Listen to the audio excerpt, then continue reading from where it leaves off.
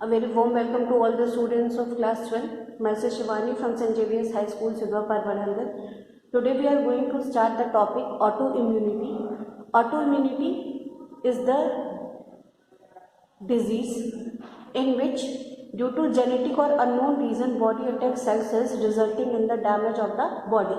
Autoimmune diseases वो disease होते हैं जो कि जिनका रीज़न जेनेटिक भी हो सकता है, कई अननोन रीज़न भी हैं, जिसमें कि बॉडी की जो अपने सेल्स होते हैं वो अपने ही सेल्स को, इम्यून सेल्स होते हैं वो अपने ही बॉडी सेल्स को नुकसान पहुंचाते हैं, जिसकी वजह से बॉडी के अंदर डैमेज हो जाती है.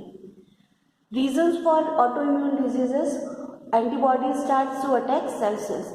अभी तक हम लोगों ने देखा था कि एंटीबॉडीज सिक्रीट होती हैं एंटीजन के रिस्पॉन्स में और ये उसकी किलिंग करती है, लेकिन ऑटोइम्यून डिजीज के केस में एंटीबॉडीज अपने ही बॉडी के सेल्स को अटैक करना शुरू कर देते हैं. Body loses ability to differentiate between self and non self cells. Body अपने सेल्स को दूसरे सेल से डिस्टिंग्विश नहीं कर पाती है और जो रिस्पॉन्स उसको एंटीजन के लिए देना चाहिए वो अपने बॉडी के सेल्स के लिए देना स्टार्ट कर देती है. Maybe due to matching of surface molecule of pathogen and body cell.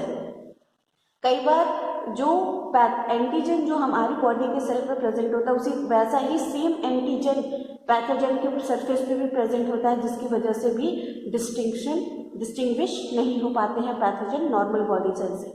May be due to decrease in suppressor cell and increase in the number of T helper cell. हमारी body में suppressor cell secrete होती हैं जो कि pathogens को किल करने के लिए रिस्पॉन्सिबल होती हैं, लेकिन अगर सप्रेसर सेल का नंबर कम हो जाए और टी हेल्पर सेल का नंबर ज़्यादा हो जाए तो ये टी हेल्पर सेल बिना डिस्क्रिमिनेशन के बॉडी के सेल्स को किल करना स्टार्ट कर देती है. क्योंकि सप्रेसर सेल का नंबर कम हो जाता है, ये सप्रेसर सेल बॉडी की सेल्स को प्रोटेक्ट नहीं कर पाते हैं. Examples of the autoimmune diseases are rheumatoid arthritis. Rheumatoid arthritis is the chronic inflammation of joints, यानी कि जॉइंट्स के अंदर बहुत ज़्यादा सूजन आ जाती है जिसकी वजह से बहुत सीवियर पेन होता है.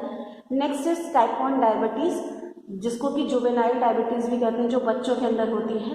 इसके अलावा Hashimoto disease.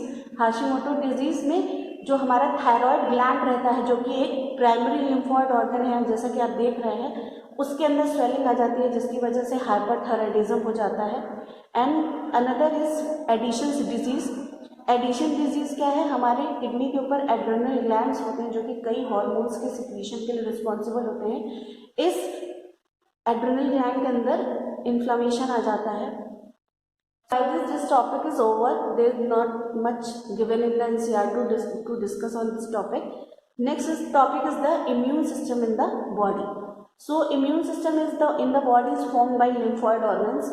Lymphoid organs are the organs where origin and maturation and proliferation of lymphocytes occur.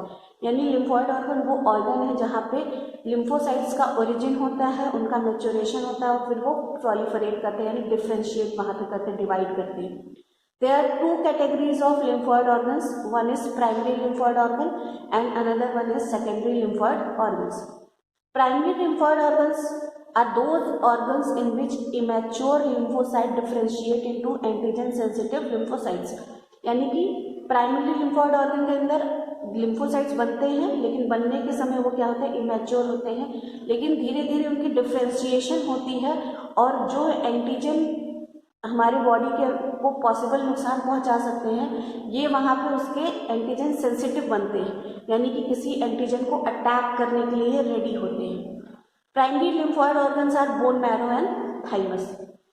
Secondary lymphoid organ provides the site for interaction of lymphocytes with the antigen which then proliferate to become effector sales.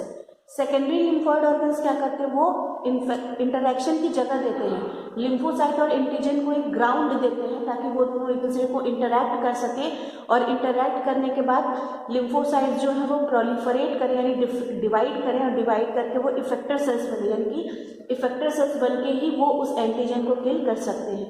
तो कौन कौन से secondary lymphoid organs होते हैं body के अंदर, spleen हो गया, लिम्फ नोड हो गया, टॉन्सिल्स हो गया, pair patches of small intestine and appendix. These all are the secondary lymphoid organs.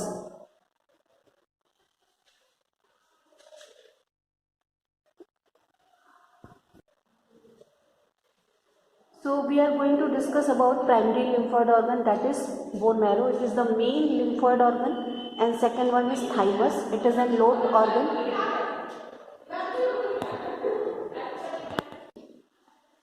Thymus is located near the heart and beneath the breastbone. It is large size at the time of birth but reduces gradually at the time of puberty. यानी कि हमारे birth के समय पर thymus की size बहुत बड़ी होती है, लेकिन धीरे धीरे प्यूबर्टी तक रीच करते करते इसकी साइज बहुत ही छोटी हो जाती है. Then second is secondary lymphoid organ, that is spleen. Spleen एक सेकेंडरी लिम्फोइड ऑर्गन है जिसका शेप भी किडनी की तरह ही बीन शेप का होता है. इसके अंदर लिम्फोसाइट्स और फैगोसाइट्स प्रेजेंट होते हैं, and it acts as a filter of blood by trapping blood borne micro organisms.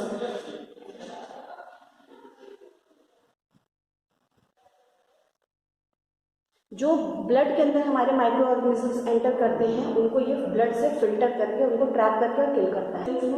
It is present at the different points of the lymphatic system. हमारे लिम्फैटिक सिस्टम जो कि हमारे ब्लड सिस्टम के जो capillaries के system के parallel ही एक और सिस्टम प्रेजेंट होता है.